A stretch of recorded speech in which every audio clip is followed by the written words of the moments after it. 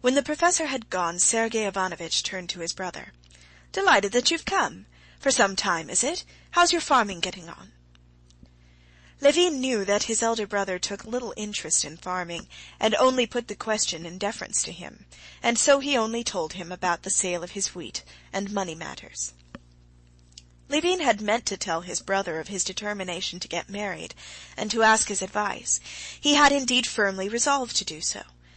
But after seeing his brother, listening to his conversation with the professor, hearing afterwards the unconsciously patronizing tone in which his brother questioned him about agricultural matters, their mother's property had not been divided, and Levin took charge of both their shares, Levin felt that he could not, for some reason, begin to talk to him of his intention of marrying. He felt that his brother would not look at it as he would have wished him to. "Well, how's your district council doing?" asked Sergei Ivanovitch, who was greatly interested in these local boards, and attached great importance to them.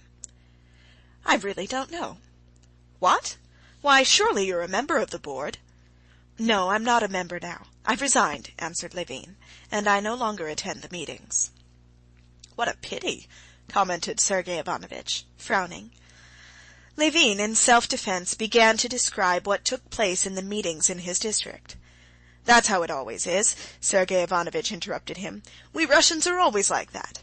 Perhaps it's our strong point, really, the faculty of seeing our own shortcomings, but we overdo it. We comfort ourselves with irony when we always have on the tip of our tongues. All I say is, give such rights as our local self-government to any other European people. Why, the Germans or the English would have worked their way to freedom from them, while we simply turn them into ridicule." "But how can it be helped?" said Levin penitently. "It was my last effort, and I did try with all my soul. I can't. I'm no good at it." "It's not that you're no good at it," said Sergei Ivanovitch. "It's that you don't look at it as you should." "Perhaps not," Levin answered dejectedly. "Oh, do you know brother Nikolai's turned up again?" This brother Nikolai was the elder brother of Konstantin Levin, and half-brother of Sergei Ivanovitch, a man utterly ruined, who had dissipated the greater part of his fortune, was living in the strangest and lowest company, and had quarrelled with his brothers. "What did you say?" Levin cried with horror. "How do you know?" "Prokofy saw him in the street." "Here in Moscow? Where is he? Do you know?" Levin got up from his chair as though on the point of starting off at once. "I'm sorry I told you," said Sergei Ivanovitch, shaking his head at his younger brother's excitement. "I sent to find out where he's living, and sent him his IOU to Trubin, which I paid. This is the answer he sent me." And Sergei Ivanovitch took a note from under a paperweight and handed it to his brother.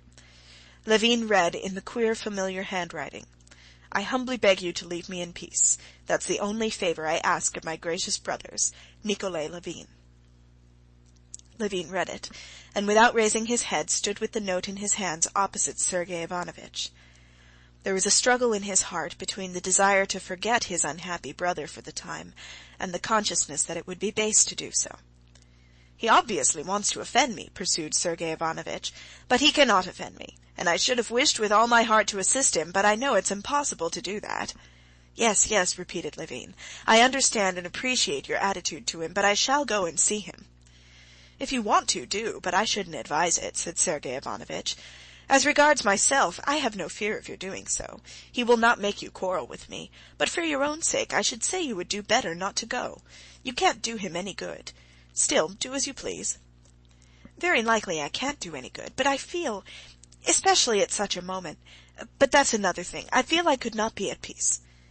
"Well, that I don't understand," said Sergei Ivanovitch. "One thing I do understand," he added, "it's a lesson in humility.